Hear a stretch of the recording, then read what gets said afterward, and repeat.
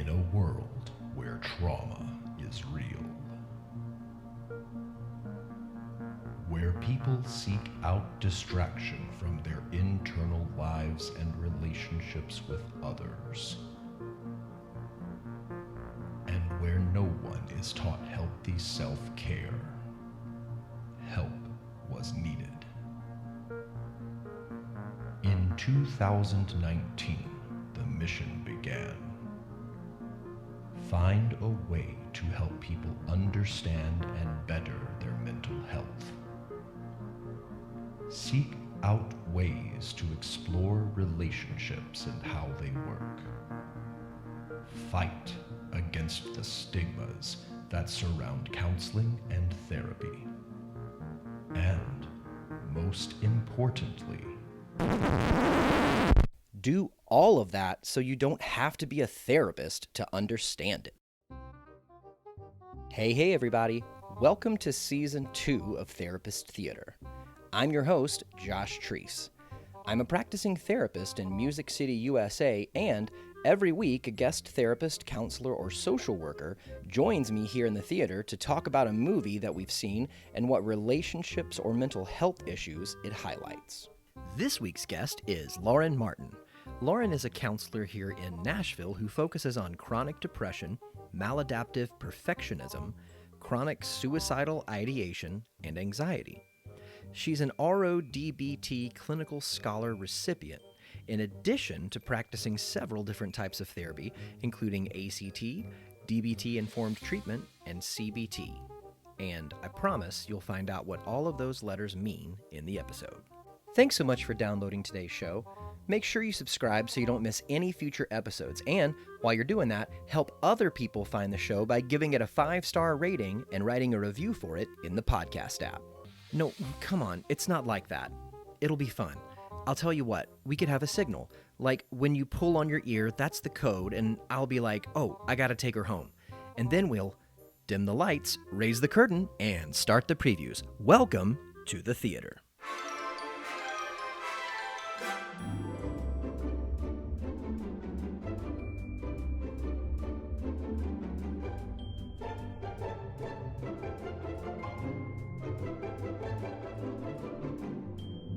Lauren. Hi. How in the world are you? I am all the things right now. In my head, I was like, you should ask her, how are you on insert the name of whatever day it is here. But I have ceased having the ability to know what the day is. We don't know what day it is. It's just another day. Yeah, it's March the 52nd. Yes, absolutely. I told my wife, like, after we got married, that for the longest time, there's been at least one day a week where I've woken up and I haven't known what day it was, and I've had to look at my calendar on my phone to figure it out. But now I feel like because of social distancing and just hanging out at the house forever, it's even tougher because I just have the same scenery all the time.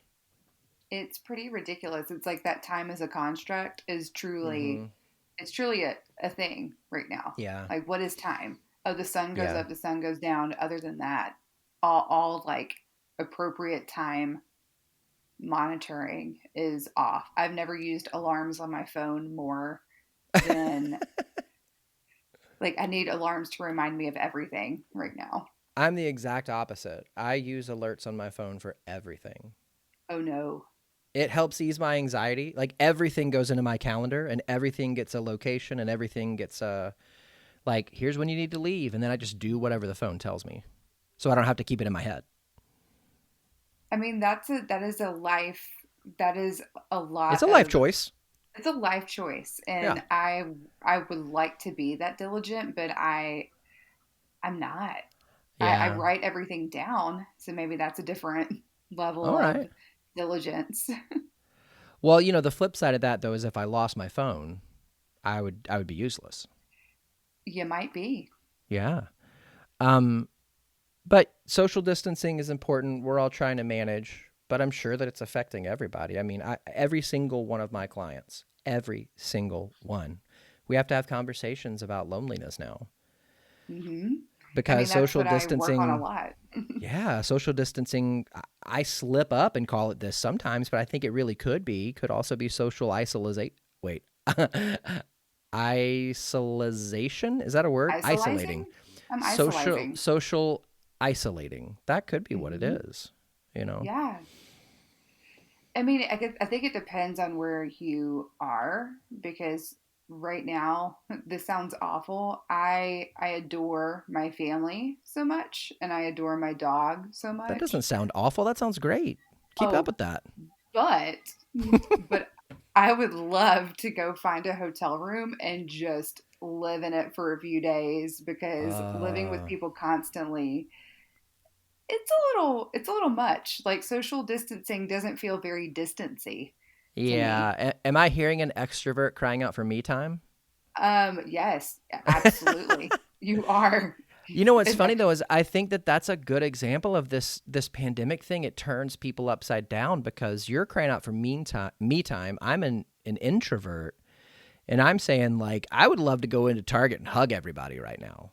I want to start our conversation, or I should say, continue it, just by asking you same thing I ask every guest that comes on: why therapy? Why do you do what you do? oh, it's like I knew what I was going to say and then I was like, no, wait, I don't know. I mean, why do I do what I do?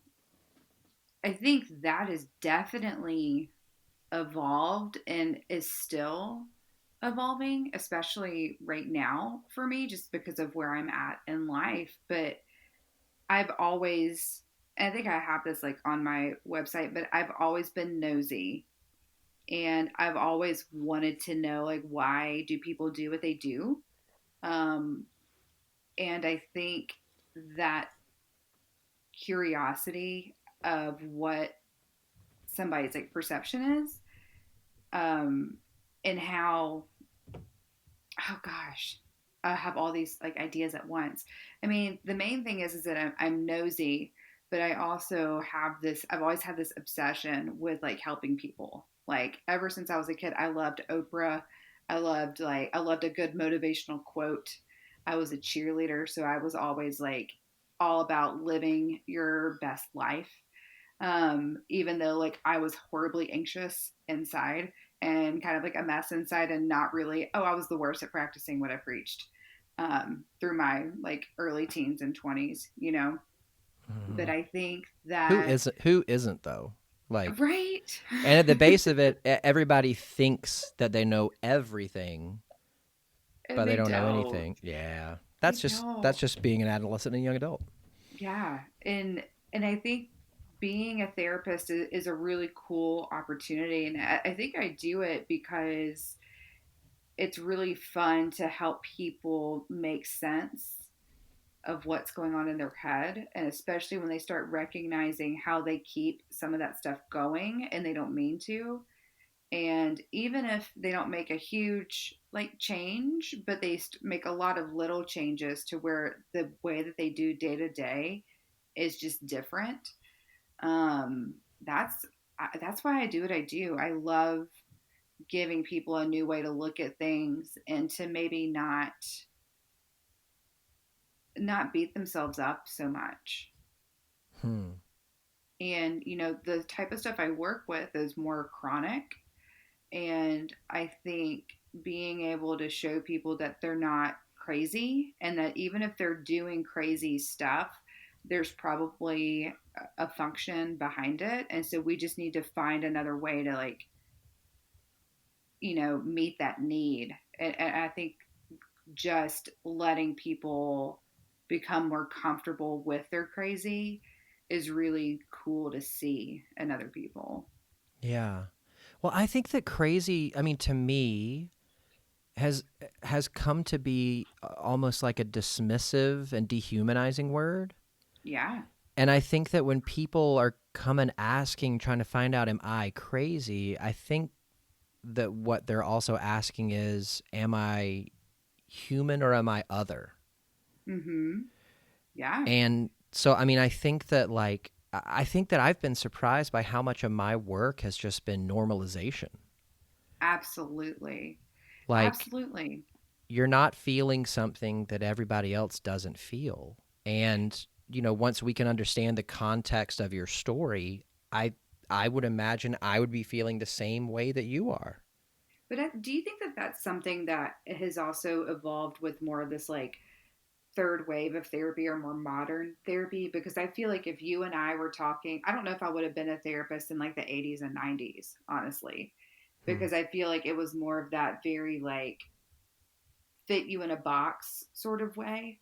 And like when Mm-hmm. we talk about like stigma and everything, I feel like the therapies that have come out recently over or what have become more popular and accessible, like I don't know, and maybe that's just my own experience around it, but I feel like it's only been until the past 10, 15 years that the idea of figuring out of normalizing of that really being a key of what we're doing in therapy. Because I feel like before that, it was very prescriptive and very like challenge your thoughts, um, finding pathology in a lot of Mm-hmm. things, and I almost think saying that like, that I think that has to yeah, do with the rise of attachment theory, though. Because I mean, if you think back to like the beginnings of therapy, where it started with Freud and Jung, they tried to remain as detached. Well, Jung is really the one that moved the ball forward, but like they tried to be as detached from their clients as they could. I mean, even yeah, calling them patients, but and so I think that the more that we've kind of leaned into attachment and the more that therapy has evolved, I think you're right. I mean, I don't know where it was in the 80s and 90s, um, but I I think a know lot of good that. therapies were coming out. I mean, there was, CBT has always been there. Standard DBT, which I know we're talking all these letters, but a lot of like the cognitive therapies, there was that idea of needing, and that's where I even have some reservations around cognitive behavior therapy, like where there's a ton of support for it. I even feel like there's some detachment to it because Hmm. it's very, if you're doing it by the book, it can be very prescriptive. Yeah. But then again, like that's what we're taught, and then we both know that once you're in the room, modality or like the what you're coming from is really helpful. Like the tools that you're using are helpful, but the art of it is really built in relationship. Yeah. Yeah. One of my professors, oh, wait, you went to Trevecca, right? I did. Yeah. So Dr. Harvey said, Yes. the modality is really for you, it's not for the client. So it's going to Yeah. help structure your thoughts, it's going to help guide you. It's not going to really impact the client. Of course, there are ways it does, but not in like a tremendous earth shattering way. Um, I know that, like, as an example of kind of what you're talking about, one of the reasons why I shied away from cognitive behavioral therapy was because, like, I'm naturally up in my head so much anyway Mm-hmm. that the therapy that I received as a client was really like the work was reconnecting me with my own heart. And Yeah. so I think that I started to notice as I went through grad school, I was kind of going heady again. And I was like, oh, I Mm-hmm. don't think that that's the way that I need to be going. It didn't feel, uh, I don't think saying it didn't feel natural is the right thing because I think that was kind of a default, but it didn't feel true. Mm-hmm. I'll say that. Yeah. And see, like I like CBT within the frameworks of DBT because it pairs the mindfulness with it. Mm-hmm. And so it has a little bit more of that. It's more like a reminder thing of like, oh, that's an all or nothing thought. Mm-hmm. And even like to where I am now as a therapist, I don't rely on those models as much. I rely a lot more on mindfulness based models. Mm-hmm. And but even still, just having the language, what I've seen at least with my clients is giving them a language to be able to identify stuff has been helpful, but I think you still have to have that relationship with it. And so I Absolutely. think that like where you say like with attachment theory coming up, and really I think as the profession has evolved, us as therapists being willing to be a little bit more human in the room and almost kind of take the authority out of our position has definitely, I mean, that's why I do what I do, because I just want to be another human in the room. And I tell people, Mm-hmm. it's like, yeah, I have degrees. cool. You know, there are tests that I've taken that show that I have competence and extra training that you may not have, but it doesn't mean that I'm going to absolutely know how this works in your life. You know, sometimes Yeah. you have to figure it out for yourself. My job is just to give you other perspectives on it and maybe another language to help you make sense of what, you know, what you've had going on in your brain. Yeah. I always tell my clients, like, my job is to be a professional reflector.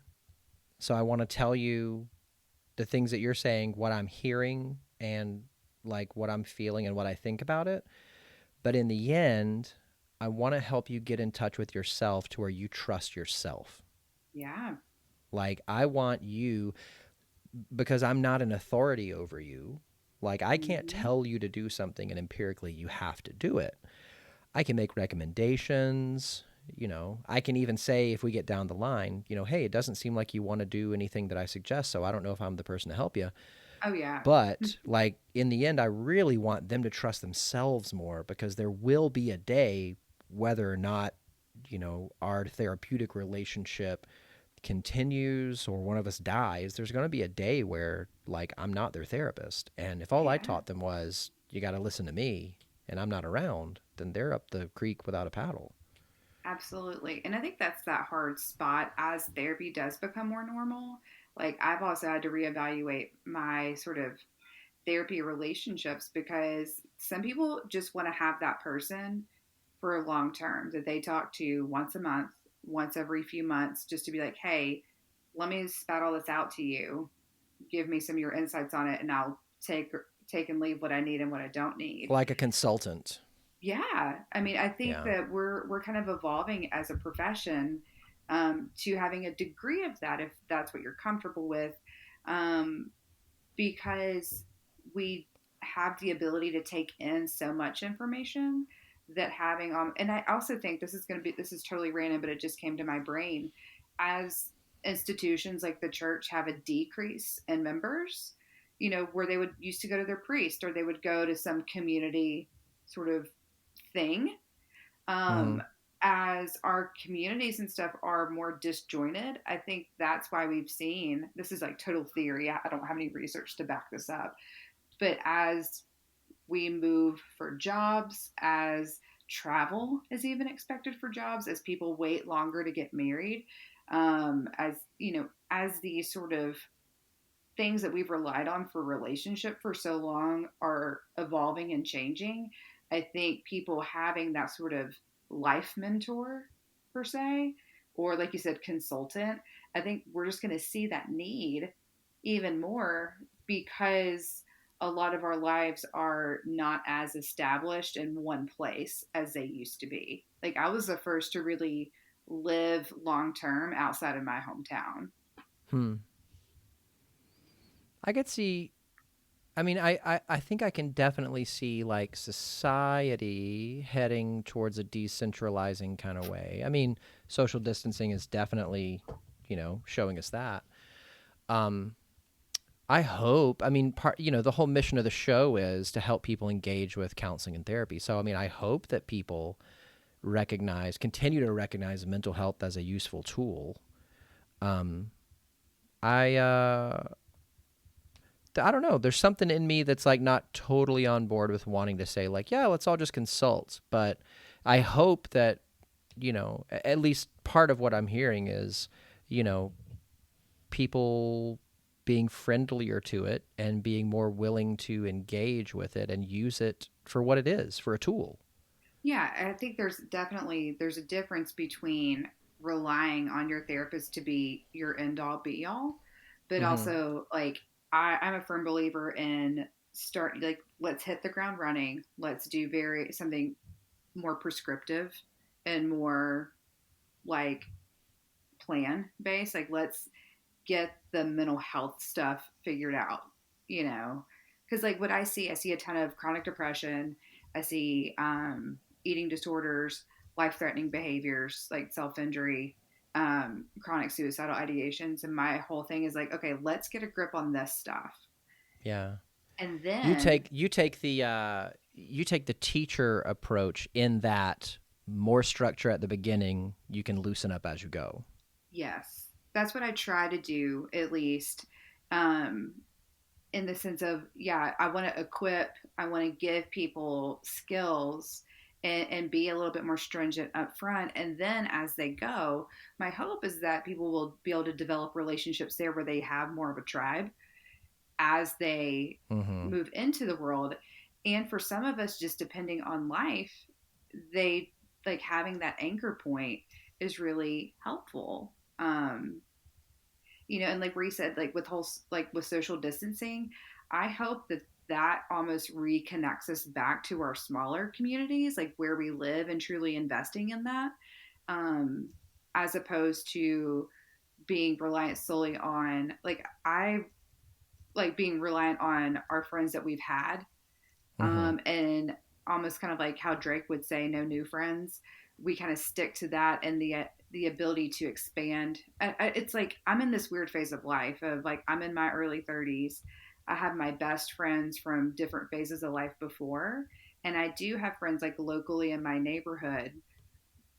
But what I can tell you is that being isolated here has shown me, like, my best friend, one of my best friends lives in my neighborhood with me, and we've been able to connect and say, hey, if you need something, like, we'll drop it off to each other.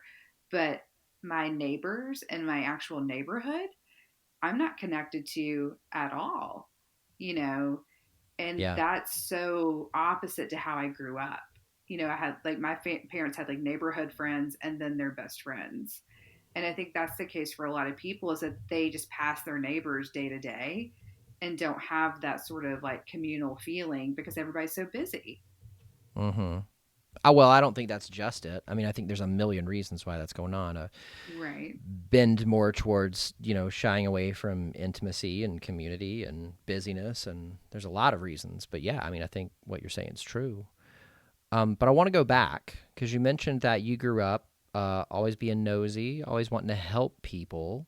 Mm-hmm. The nosiness thing to me sounded a little bit like you just wanted to know the tea, but then you threw in that you wanted to help people too. And I feel like that's a really good recipe for really like having a passion for knowing people and their stories. Oh Does that yeah. ring true? Oh yeah. I mean, that's exactly it. Like, I love how you said the tea, because I call myself a tea keeper. I'm a professional tea keeper.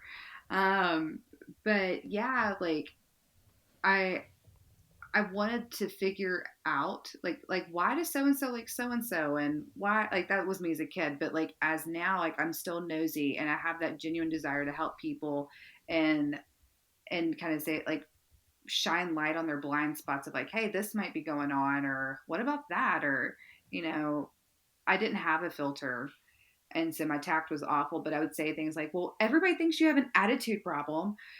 And I didn't mean it in a mean way, but I was just saying like, hey, you're doing this thing that's not cool, but yet you're still popular, and that doesn't make sense to me because I'm Yeah. nice. But I think that evolved from my curiosity of like, why do they get all the things, evolved to more of like, okay, what is life like for them? um and I think that's like where, watching Oprah growing up, I used to just love how excited she would get and how she would just motivate people to everything from like reading a book to using like a body butter. Every time you watched her show, she just had this way of being able to like get to people and call them out on their stuff, but you weren't pissed about it. They were like, okay, Maybe she just had a good editor. Maybe she had people that maybe she were did. pissed. Yeah. Maybe she did. But I But mean, I think what you're saying, I think yes, because she had the ability to connect with people, and I think that is the. I mean, certainly we heard it so much in grad school that the main tool of the therapist is a therapeutic relationship, and that's why we spend so much time up front joining with people, because we know there's going to come a time where we've got to face the hard parts of your life together. mm-hmm. And if you don't feel like you can trust me as your therapist, then it's not going to work when I point stuff out or call stuff out or invite you to go deeper. And I'm so glad that you brought that up, because I think that's something that, because I get so excited up front about helping people that I sometimes I forget that I have to slow things down up front. Because I even say, like, I do believe that I need to earn the right to be on your turf. Mm-hmm. And I forget, like, how crazy. I mean, think of, like, this is what you and I ask people to do. Hey, come into here, sit on my chair, and I'm a complete stranger. And I'm not going to really tell you that much about me, but I need to hear everything about you. Mm-hmm. Like, that's crazy. That's Yeah. crazy talk, but like it works and we do it, you know. And but that idea of like therapeutic relationship is so important. And that's like why I don't get mad if people break up with me or if people see me once and they're like, "Yeah, I don't know about this." Like, please Mm-hmm. date around. Like, date around. Like, I don't want you committing to me and wondering if there's like better people out there. Yeah. I think that's, I mean, certainly I've started doing this. I've had a few guests that told me they did, and that's how I got the idea. But I've started doing 15-minute phone consultations ahead of time. I've even 2 or 3 times invited people into the office for 30 minutes of a Yeah. free like Q&A. And I've told them, like, this is not therapeutic because you haven't signed a form, you're not my client, but this is really like a meet and greet. Like, I want you to Yeah. come in, see if you feel comfortable. Therapy's not cheap, and I want you to know what you're going to spend your money on before you commit to do it.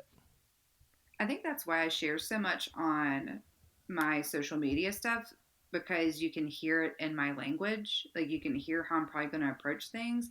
And then I definitely do, like, I don't do it as formal, but I definitely talk to people on the phone before they come in and give them an idea of what they're in for. Because you're right. Like, this is an investment of time on both sides. Like, we Mm-hmm. get invested as therapists, like, because we want to see people get better. And, you know, I sometimes get envious of people that go to work, like, where, you know, you can go to your office and you can kind of like not care and just like click a mouse all day. Sometimes I get jealous of that because I feel compelled that when I come into the office, like, I got to be on my A game because I don't want to slack for anybody. Now, I have good days and bad days, but you know, that Yeah. idea of like, you can't really be hungover doing therapy. Yeah. I mean, it doesn't work unless you're in the moment, unless you're here now. Yeah. It's really Because you got to hard attune. to. Yeah, you gotta know what's going on. Yeah. You gotta be in the room. Hmm. Well, let's talk about a movie. Yes, What movie did you bring for us to talk about? I brought us Garden State. Garden State. So this was probably the first time that I've seen this movie since, ugh, I mean, a year or two after it came out. Mm-hmm. Came out in '04, which I I was like, really? It's been that long? I know. Holy I cow. felt I felt so old. Because like before, when you mentioned like early 2000s, like goodness, I mean, I said to my wife earlier today, like, this movie is so representative of this particular period of time. Absolutely. Like, the soundtrack was a giant thing. Um, and I remember seeing it. I mean, it came out my second year being out in California, and I remember seeing it, and I mean, I identifying with so much of it and not having a really good handle on why. Mm-hmm. It's not until you like what I realized was because this came out when I was in my first year of undergrad, and I related to it so much, but it seemed like something that I was going to experience, and then Hmm. rewatching it now, being a little bit past the phase because they're most of them are in their mid to late 20s, and Mm-hmm. now being in like a little bit more settled down part of my life, looking back, and it just brought back so many memories of what that time is like where you're still figuring stuff out for the most part, but you're also like reconciling all of the things that you were raised with, you know?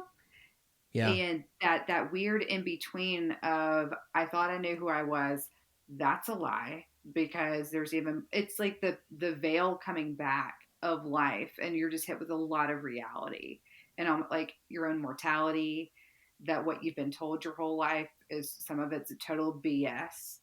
um yeah, it's oddly relatable and it's done in such a beautifully awkward way. Like, my Yeah. husband can't watch movies like this because he literally feels their shame or like their embarrassment, and it makes him Uh-huh. really uncomfortable. And I live for that.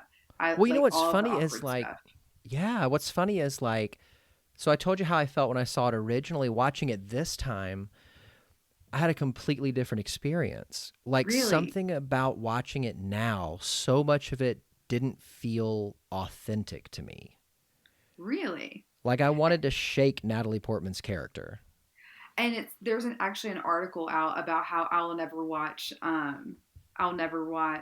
Garden State again. But like I see, I still find Natalie Portman's character endearing, but I can't. It is Mm-hmm. sort of an exaggeration. I could definitely see where you would want to shake the crap out of her because it seems so immature. But at the same time, like I think it's just the emo girl in me. Like it's this almost like romanticized depression, sort Yeah. of like two lost souls finding their people. Well, like I thought, especially in the scene where, um, oh gosh, Zach. Okay, I got to pull up IMDb. I never remember character names. Andrew. When I was Andrew gonna went say back to because I was. Sam's, yeah, It's okay if you don't say character names. If you say like their real names, like I can yeah, totally vibe with that that's what because I I'm end like, up calling him anyway. Yeah. yeah, So when Andrew went back to Sam's house and she was like basically telling him about every object in her bedroom, yes, I was like, she seems manic. mm-hmm, Like she seems like she is cresting on this wave of mania, yep, and it doesn't seem like she's at all interested in him. It seems more like she doesn't want there to be silence, and mm-hmm, so she's filling the silence with words. And so I mean, I think that like at the time when it came out, it almost felt like romantic to me. Like, oh, I can hate my life and I can meet somebody and they'll be the key that unlocks the door to my fulfillment and happiness.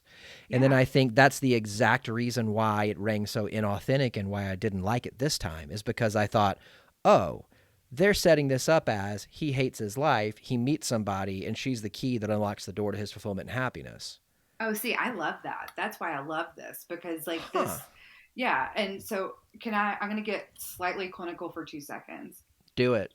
So But this, unpack it too. But do I'll unpack it. This, it. um, the therapy that I specialize in now, it's called Radically Open DBT, is all about this idea of like those with chronic depression, what they're truly suffering from is emotional loneliness.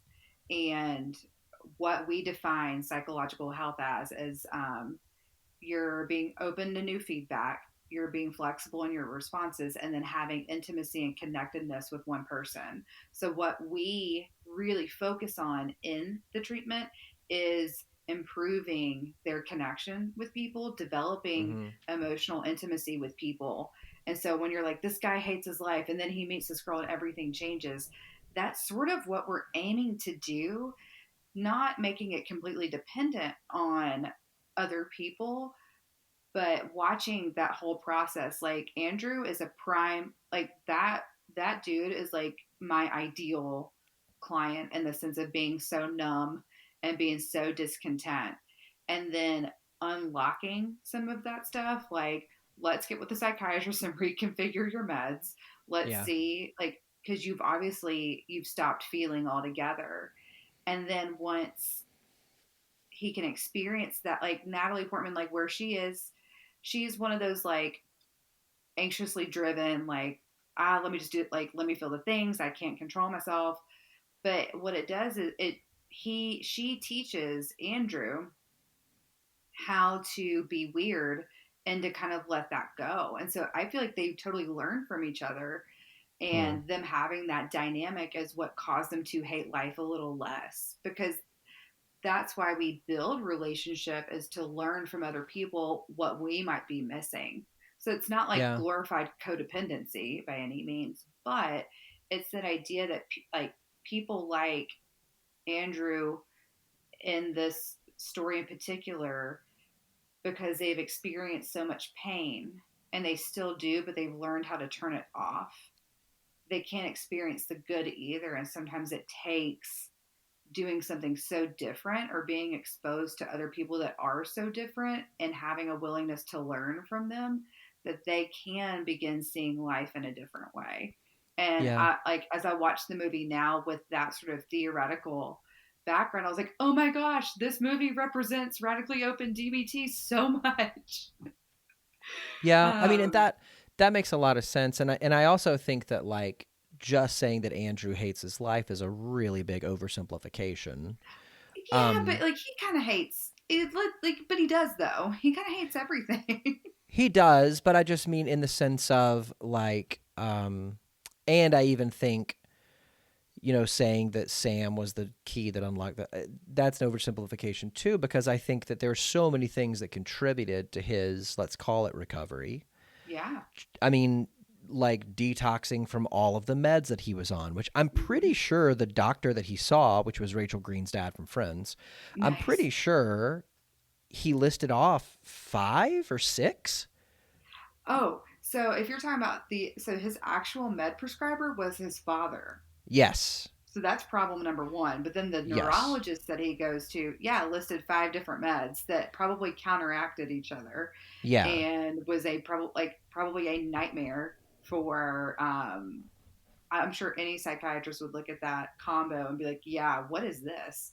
Because he Yeah. even makes that comment of like, with the amount of lithium you're on, I'm surprised you can even like talk to me right now. Yeah. Which probably means that he's developed tolerance. Yeah. But like, I mean, I think that, you had like Sam wasn't the only thing that helped him. It was No. like getting off the meds. It was re-engaging with his roots. It was Mm-hmm. talking to his father. It was finally coming to terms with his grief. It was getting to know himself. Like, and I think that that's like to take it all the way back. That's really what I wanted more out of this character's journey is not, oh, that person is what Mm-hmm. helps me change, but it's that I have found it in myself. And once I've done that, let me go now join with somebody else. Mm-hmm. So all that, life is And not here's the thing, clean. yeah, So and that's like it, where I would even almost kind of like challenge you in that. And this is what I oh love no, no, talking no, about with no, I other wasn't, no, no, therapists. I wasn't done. I mean, but Oh, yes. what I was trying to say is that would be the clean version of what I would Mm-hmm. want. But life isn't clean. No. And because of that, he had several things that, if you or I were going to write a treatment plan, might look like these are steps in order that he needs to follow. And he did all the steps at once. So Yeah. rather than like concurrently, all right, I'm going to do this part of self discovery and I'm going to do this part of like kind of a Murray Bowen, I got to go back and deal with my family of origin stuff before I go forward. And then I'm going to do that. He just did it all in the span of, I don't know what the timeline of the movie was, a week, something like that. Yeah, it was, I noticed that too. I was like, oh, I thought he was there a lot longer. No, he was there for like maybe 5 days. Yeah. Yeah. So all that to say, like, I think that I really, in my head, was like, oh, I really wish it would have been a clean kind of thing like that. But then continuing to think through, but that's not life. That's not realistic. Mm-hmm. But I do think that, part of me was just like, oh, are they just being tremendously codependent? Yeah. And That I was really think, the big red flag. and that's a fair thing to bring up, especially given their history. Um, and there's nothing wrong with bringing that up because that can just be like, again, from the framework I come from, uh, that's where you just kind of question that and you develop a healthy self-doubt around it. So if you have a Mm-hmm. history of leaning to being a little bit more codependent, like if that's coming up, you just use that as a framework to question yourself. And so Right. if I was Andrew's therapist, I would, and if that was a concern, I would first of all have to like make sure that he recognizes it as a concern and not just me telling him that it should be a concern. And Right. then he would have to kind of think around that of like, okay, is this my desire to, people please or to be in relationships so much that I'm ignoring some of these red flags? Kind of like back to that couple that you and I talked about, the theoretical That's couple what of like, love is blind really means. yes, yes, yeah. And I think that's a legit point that would you and I be having the same reservations about this movie if it was over the span of a few months as opposed to 5 days? Right. And I don't think so. Yeah. And that's like where I would even have to ask myself, like, where did I get the idea? And I think you said it best, like that life has to look this particular way. Um, Mm-hmm. and even as a therapist, like sometimes I do want to see things progress in the way that makes sense for my brain to comprehend. But then again, like life doesn't work that way. Right. My life doesn't work that way, but I expect other people, especially with their treatment plans, to look a different way sometimes. Like, no, Yeah. you need to go in this order. Don't go back. Yeah. Yeah, but I think that, that's I mean, to use a quote from another episode that I did on the movie Lars and the Real Girl, Mm-hmm. there's a line from that movie where one of the characters says life happens all at once. Yeah. And I think that that's true. And I think that, to use a good quote from Recovery, life on life's terms. Yes. So we don't get to decide what order life comes in, and we don't get to dictate how it works. And that's just so like I think that is like the general vibe. Like when I said I'm all the things right now, I think this whole social distancing, um, quarantining, whatever you want to call it, is such a good example of life being on life's terms Mm-hmm. because I know I have some clients that are seeing this as like finally relief. Like I don't have to be doing all the things that you've been saying I need to do. And everybody now is understanding the beauty of isolating. And so they kind of feel like the pressure's off and they're feeling pretty good that they get to kind of be, I don't want to say be depressed, but like that push through to the next thing is kind of on pause.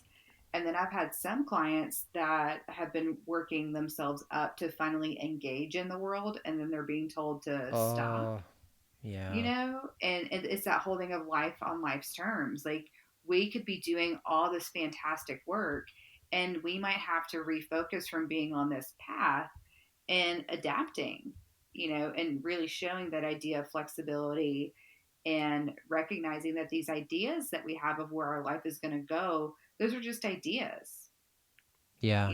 until we're actually in it. Yeah. I was talking with a client, and so my work is primarily in the field of sex addiction, and something that comes up, pretty much with all of my clients is loneliness.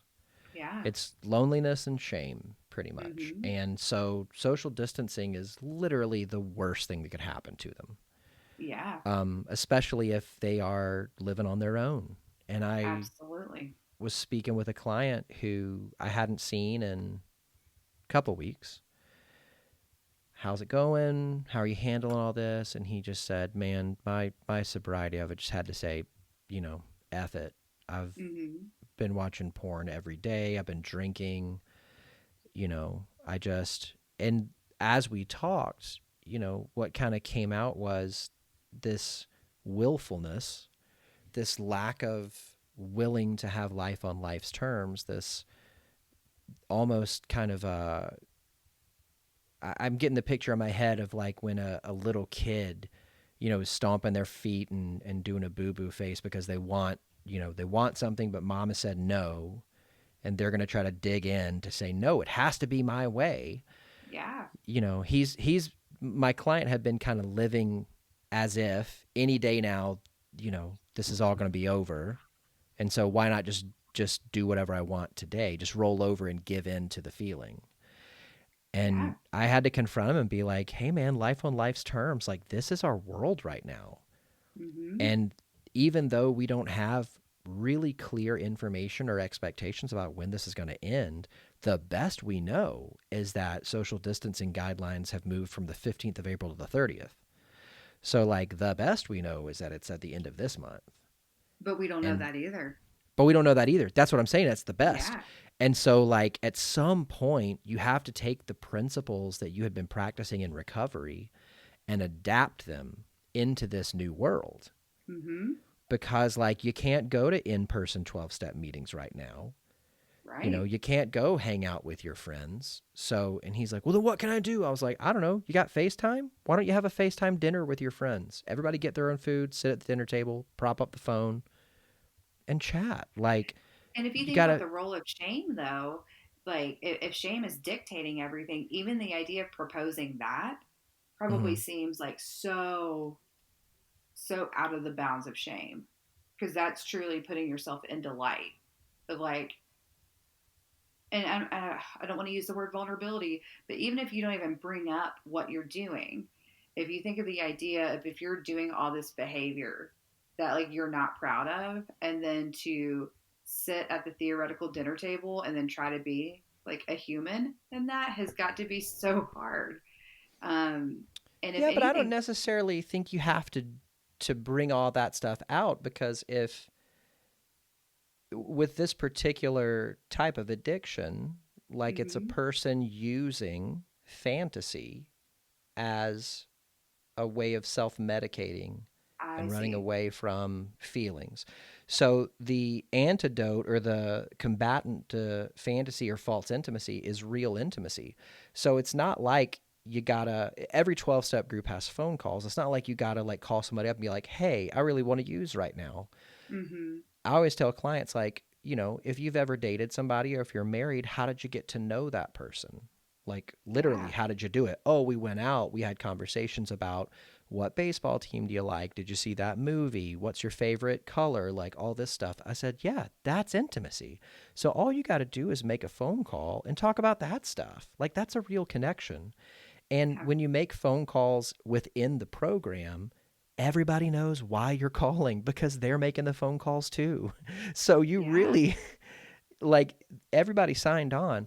So even suggesting like, hey, have a FaceTime dinner, it's not like he's got to stand up and give his step 2 to the group. Oh All he's got to no. do is just say, oh man, I'm lonely and I miss you guys. How are you doing? And just make a Yeah. connection. And I think like where the person in my head is the one that hasn't done that step of, they don't have that accountability of outing themselves to other people, Yeah. in that sort of framework. I think about, like clients that I would typically see that they maybe they're not working a program in that sense, or even just the idea of proposing a FaceTime dinner would be revealing the fact that they are lonely, and that actually admitting that that loneliness is something that they need. Like there's a ton of shame around that, Mm-hmm. because it's showing that they may depend on other people. And so even getting to that step of, because it opens them up to potential rejection. Mm-hmm. Like, what if they say no? Or what if we do this and it doesn't go as planned?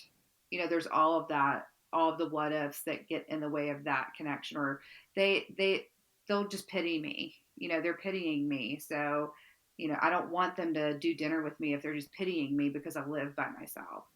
Yeah, There that a sounds lot of, like that's where your CBT and DBT would come in though, because that feels like black or white thinking. It feels like catastrophic thinking. It mm-hmm. feels like all of that stuff. Yeah, and that's a lot of what I address from the radically open DBT sense of like, okay, so we have these thoughts and they shift these behaviors, but where did you ever get the idea?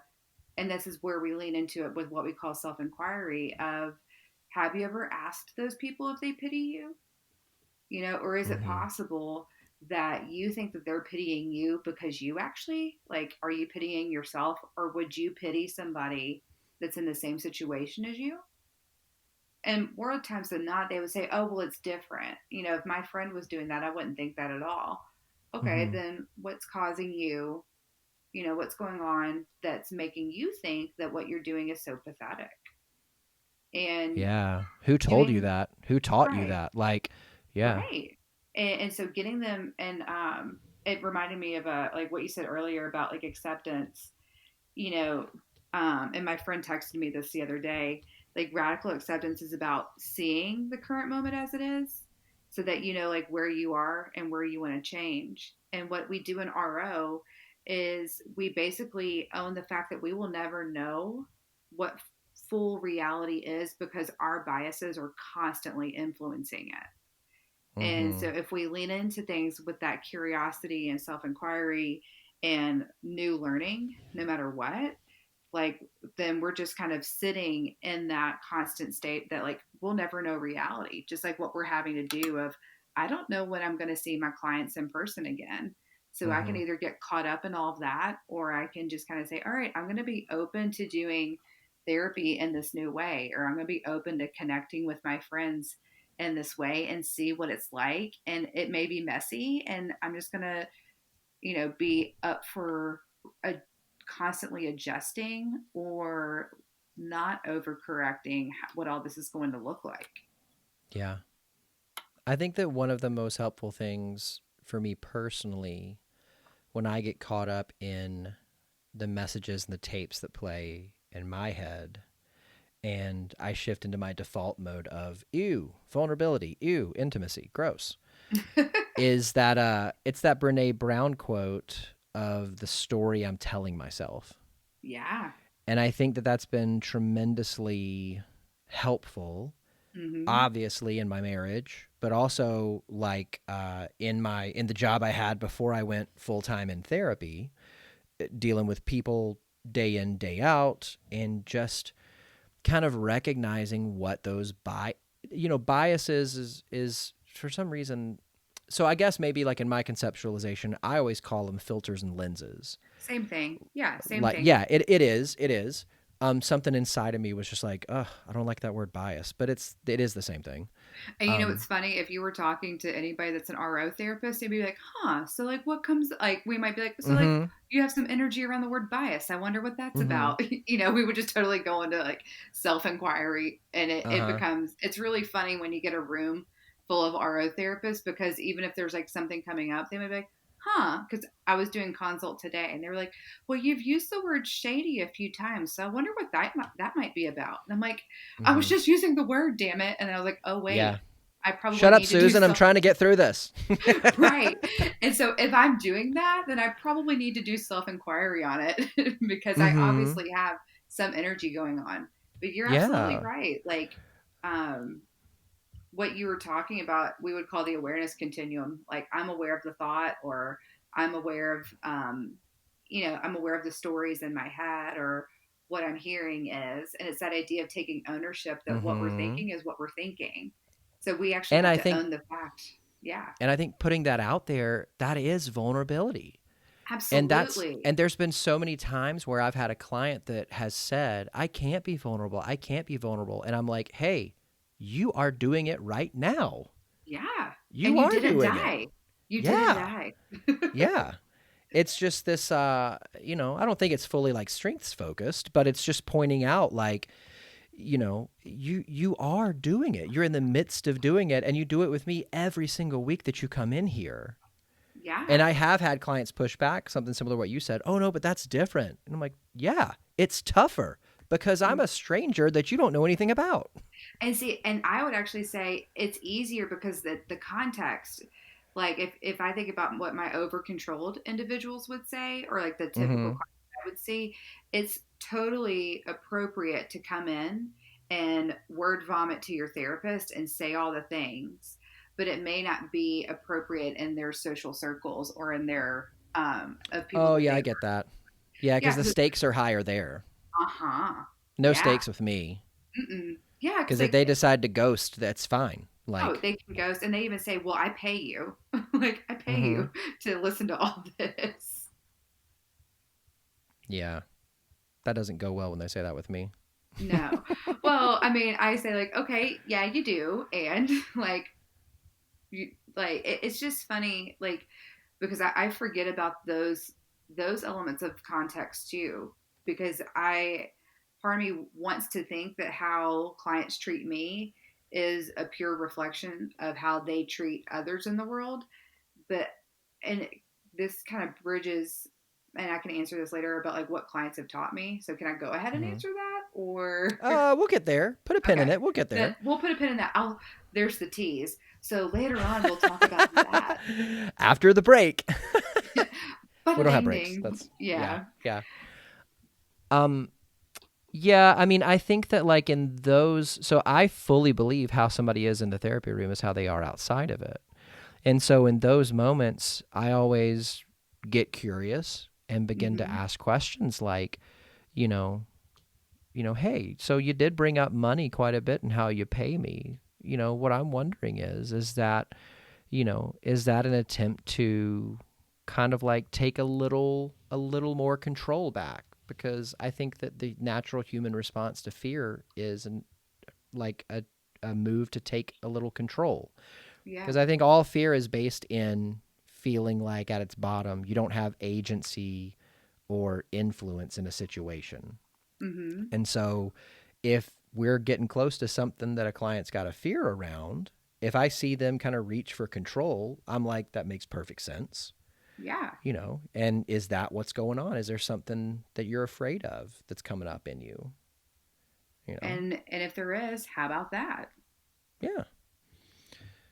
And that's what I mean when I said, like, oh yeah, bring it up. That doesn't fly with me. Not in a sense of like, yeah, well, I'm going to fight, whatever. But I mean, just in a sense of like, I feel like I know what's going on when that happens. Yeah. And it brings up that idea where it's towards the end of the movie. And I just brought this up, the idea like where Andrew says to Sam, Natalie Portman's character, like, I feel safe with you. Mm-hmm. And it's that idea, like, we're not aiming for all relationships to be safe with him all the time. I mean, I can tell you in my relationship with my husband, who I feel like I have a very high intimacy relationship with, like emotionally, and just our how we do life together. Like I get in my threat system all the time with him. And, like, all of my nervous systems get activated around him because we're doing life. But me being able to activate social safety in myself and to have history with him where I've been in social safety helps me navigate some of those things with. And like where we talk about Andrew's progression, how it happens so quickly, I think it's because he was finally able to actually feel safe and his safety not get totally rocked in that time that he was exposed to it. What you I said, think, like that just like reminded me of that scene in the movie. Yeah. And to me, I kind of wonder if you can pinpoint a place in the movie where like the bond between the two of them kind of shifted. I think it was in the pet graveyard. It was somewhere where he told Yeah. her about his mom, like how his mom died Mm-hmm. and how she got paralyzed. Those And are two separate Sam's times. Okay. So Yeah. whichever one it was where Sam started crying and then he said, "Why are you crying?" It Yeah. was like it was something like he just felt another level of connection. Yeah.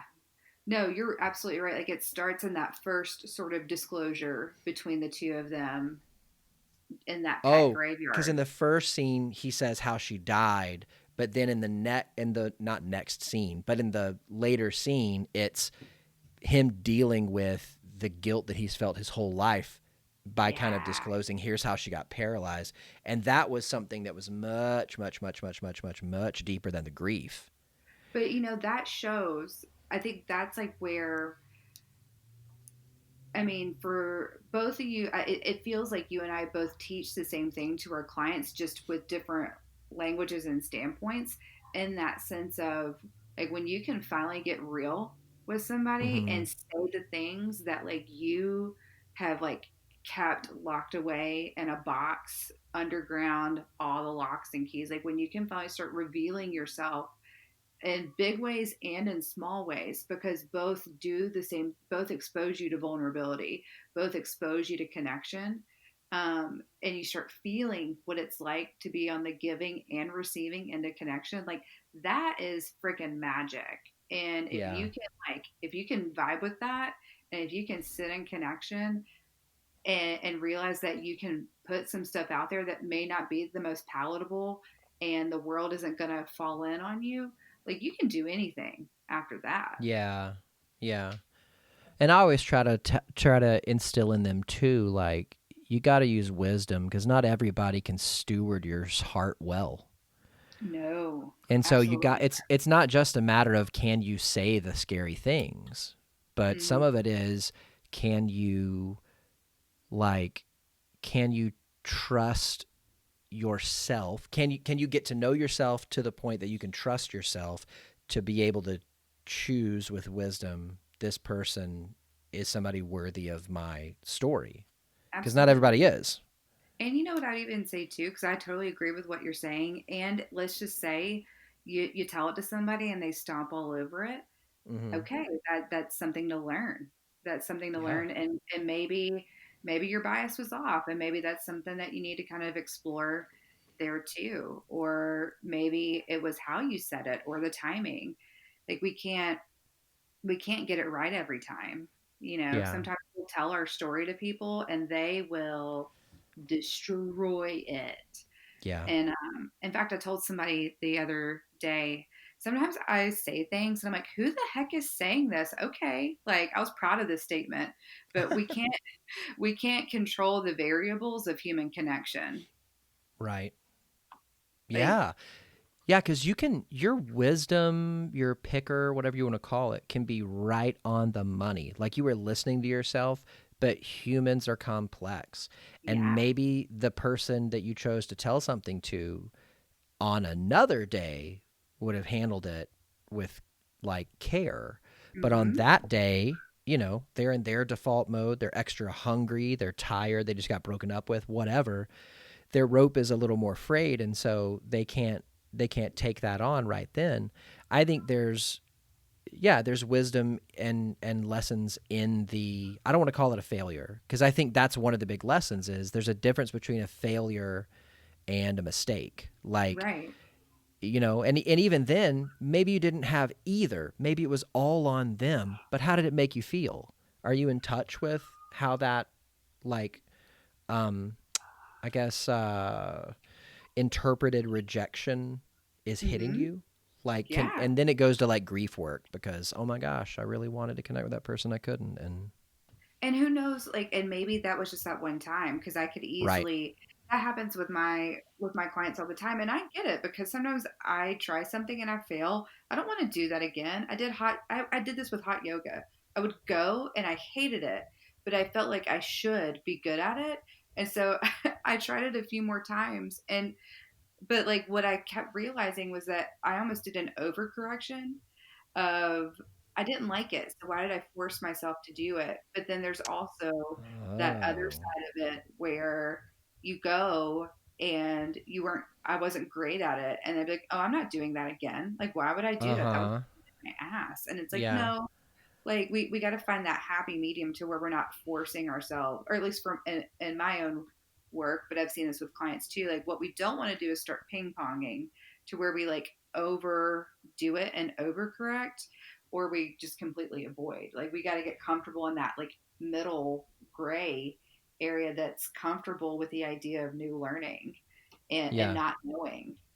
Well, I think, going back to your, talk about biases and stuff, like, I mean, I've heard Adam Grant say, talk about sunk cost bias, where it's like, okay, this is not working out clearly. Let me double up and put even more effort, even more resources into it because I've already Yeah. got so much invested. Where, Seth Godin might say, in that, what was it called? The Curve, like learning how to quit, is in the end more valuable Hmm. than like tucking your shoulder. Um, but also going back to what you said about the biases, like, what message were you telling yourself in the middle of that yoga? Were you telling Yeah. yourself, people like the people that I want to be do this, and so I have to do it? Were you telling yourself, no, I have to be good at all the things? I mean, it's ripe for, what did you call it? Self-inquiry? Yes. Self-inquiry? Am I saying that Yeah. wrong? It's I'm from it, South it's Carolina. I say things weird. it depends on where you are, because like even when I teach, so the treatment was developed in the UK, so they spell it ENQUIRY, and I've always known it as the I, like self Uh-huh. inquiry, but people interchange it and it will drive my clients nuts because like it's an I, not an E, and I'm like, how about that? Like we're just gonna have to deal with the E here. Yeah. Also, how's that making you feel? Right. Therapist. Boom. Right. But Well, yeah. is there anything else from the movie that sticks out to you that you want to touch on?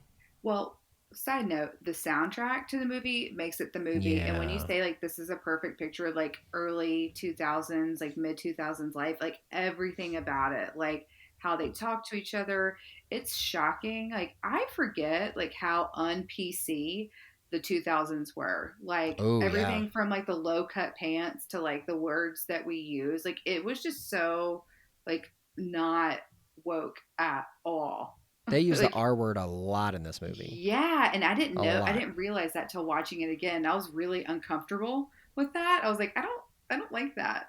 Um, but you know, that was just, it was kind of an era of like ignorance is bliss, and I'm kind of thankful that we're not totally in it. But the soundtrack is great, and I'm trying to think of which scene because we talked about a lot of the highlights. Oh, so one of my favorite scenes is actually the first party he goes to and he takes ecstasy.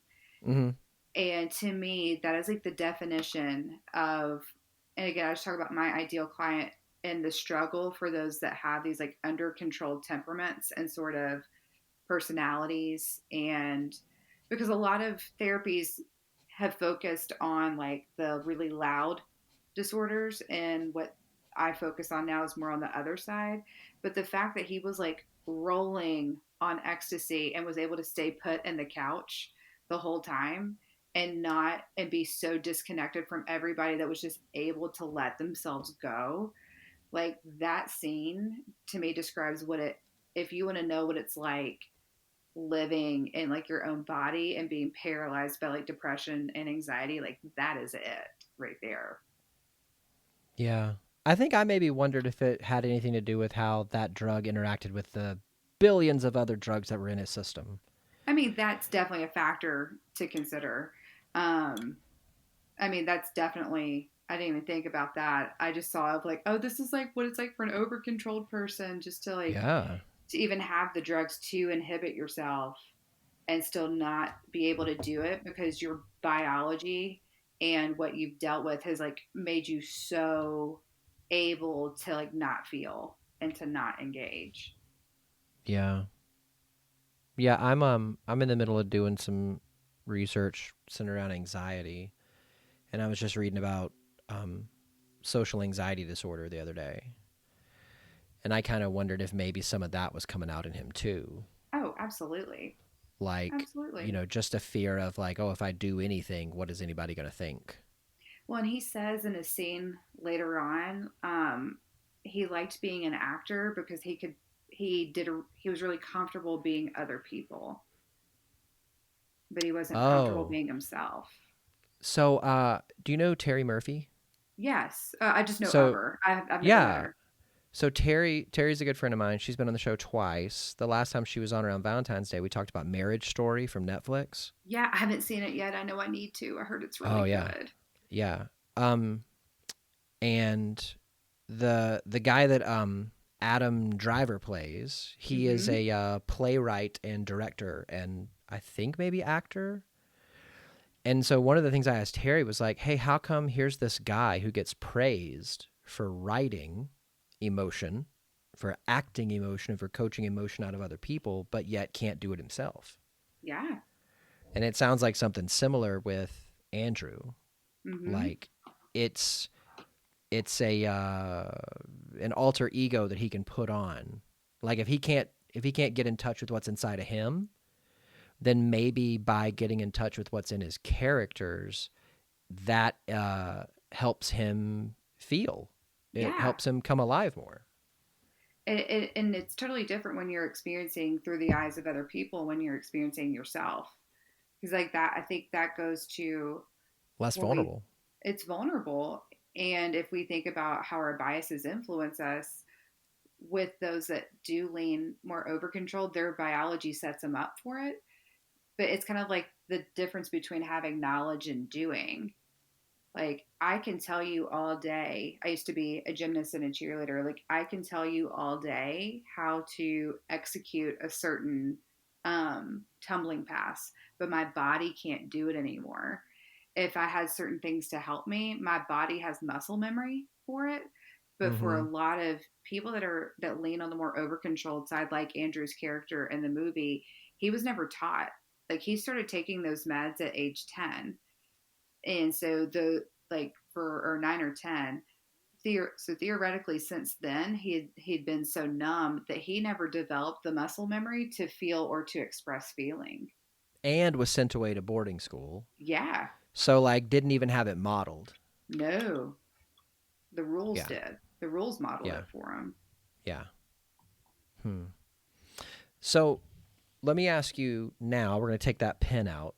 Tell Yeah. me something that your clients have taught you. How our Nice. clients treat us, there is a strong chance that like I give that benefit of the doubt that the way they treat me may be different than how they are outside of the room. I think that's the biggest thing that I've learned Hmm. from clients is that I gotta ask more questions and I gotta get more context when they describe things that are going on outside of the room and Yeah. how they talk to me.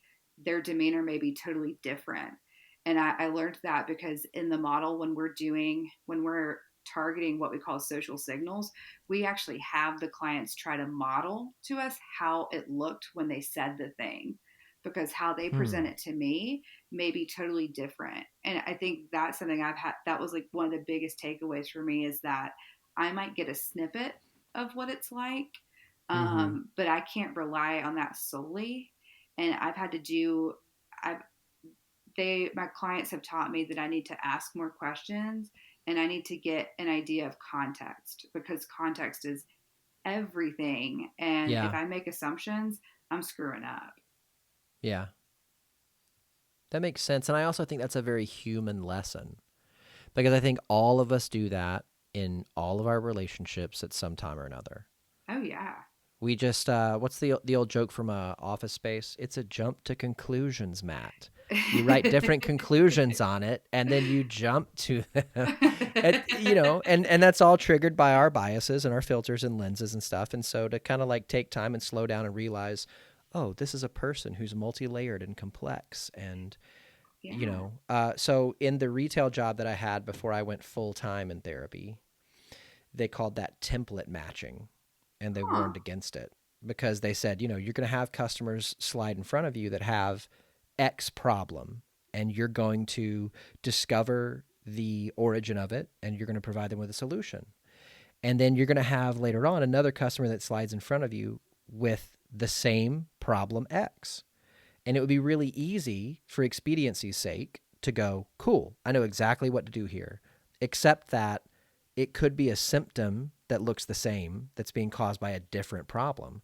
So you have to be aware of template matching and like with each customer giving them the same diligence that you gave the last, because your solution might be an assumption that causes more problems than it provides solutions. That is mind blowing, because I think we're all taught that, but then when you put it in such like it basic terms, it's like, oh yeah, because we want to take our knowledge that we've Mm-hmm. had and be able to maybe to expedite the process, or maybe to give our clients more bang for their buck of like, hey, we're going to get to it like with this because I know what this looks like.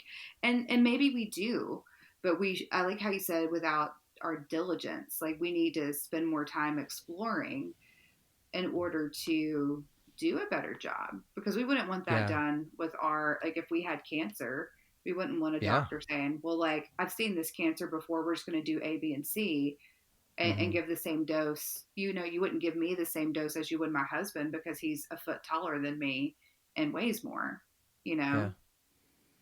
Yeah. Yeah. So tell me something that you do to take care of yourself. Well, I kind of outed myself earlier that Bravo is a lifestyle. Um, so there's that. And another thing that I do is I work out. So I do bar 3, and it's mainly just about moving my body. And especially with this whole social distancing thing, I'm realizing more and more how much my body needs movement. Mm-hmm. I forget that like for half of my life I was an athlete, and I'm like, why am I so restless? Oh, it's because you sat in a chair all day. You didn't walk around. And Mm-hmm. so that's a huge thing of just making sure that I move around, even if it's getting up to like clean the house, like just not staying stagnant. Like I think my body just needs to do things. And Mm-hmm. so that's a huge thing of self-care that I do for myself that I really don't want to do, but then when I do it, I'm glad that I did.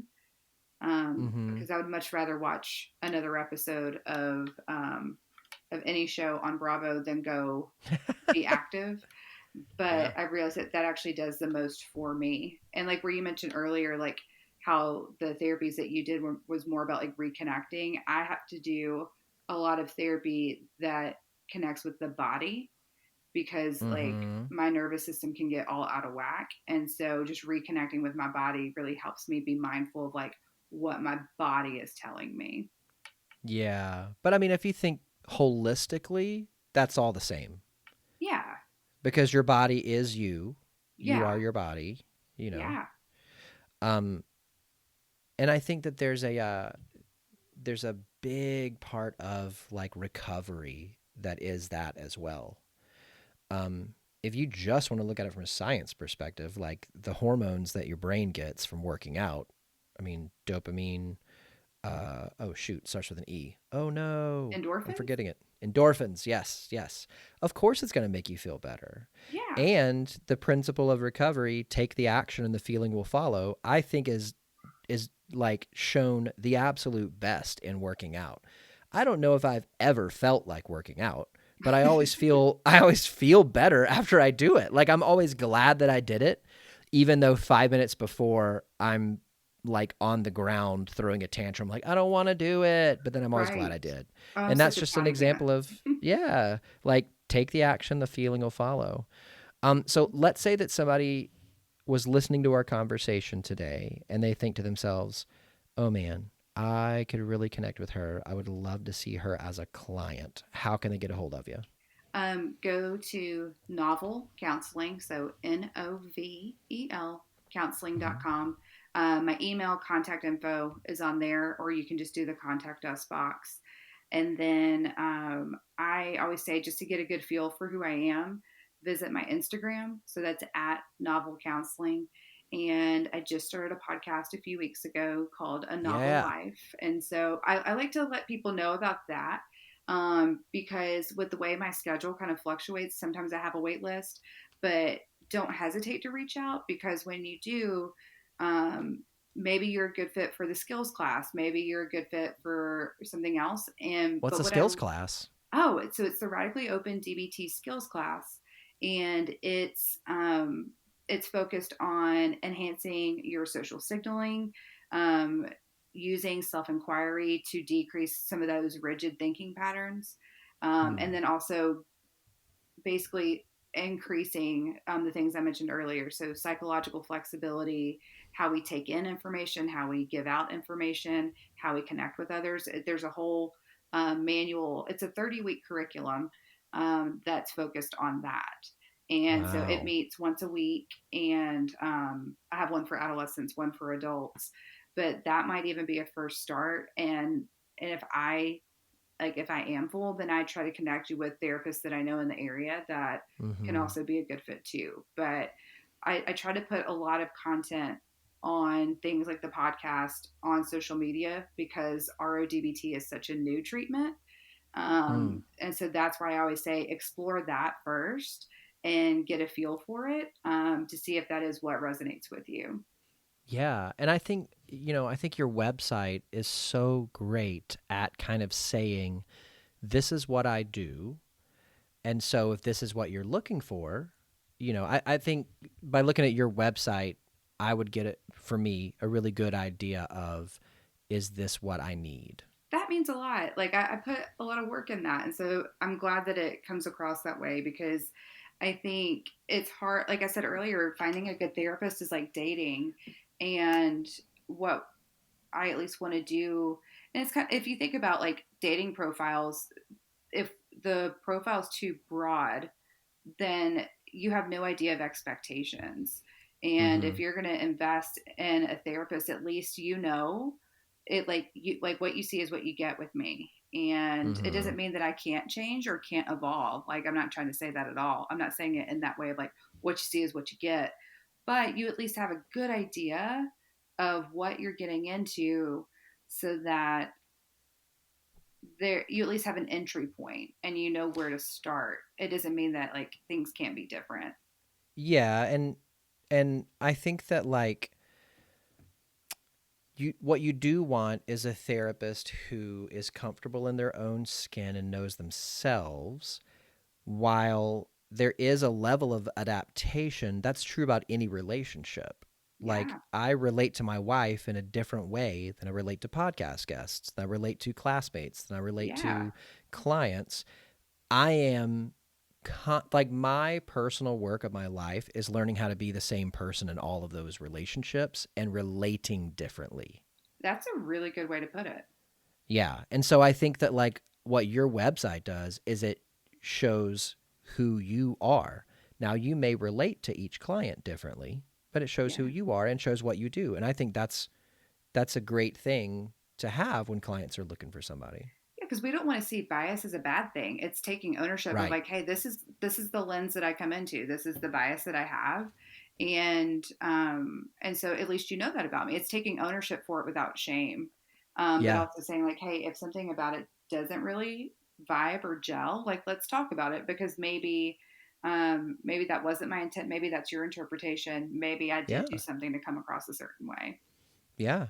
And on top of that, like, I know that if a client reaches out to me and we discover that maybe I'm not a good fit, I always ask them, hey, can you tell me one or two sentences about what you are looking for? I'd love to maybe give you some names of some people that could fit that. Absolutely. Yeah. Well, Lauren, thank you so much for being on today. It's just been an absolute pleasure talking Thank with you you for and getting to having know me. you. I Yeah. know. And once this is all done, we might have to like actually hang out in person. Oh my What a gosh. concept. After I Yeah. get my stint in my hotel, like once I have my like true alone time, then Your I'll be detox. willing to, Yeah. yeah, I'm going to need a social distancing detox, and then I can get back into the Oh, game. yeah. Oh, yeah. Absolutely. Well, thank you so much. Thank you.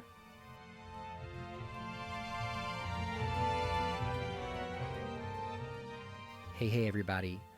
I've been thinking a lot lately about two things that I learned a long time ago, but the current environment, the current global crisis that we're living through has really magnified and brought to the forefront of my mind again.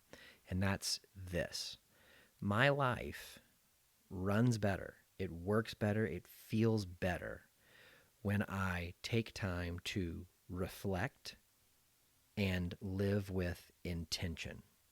So let's talk about reflection for a second. What's reflection? Reflection is pausing every now and then to look down and see, where am I? And to look back and see, how did I get here?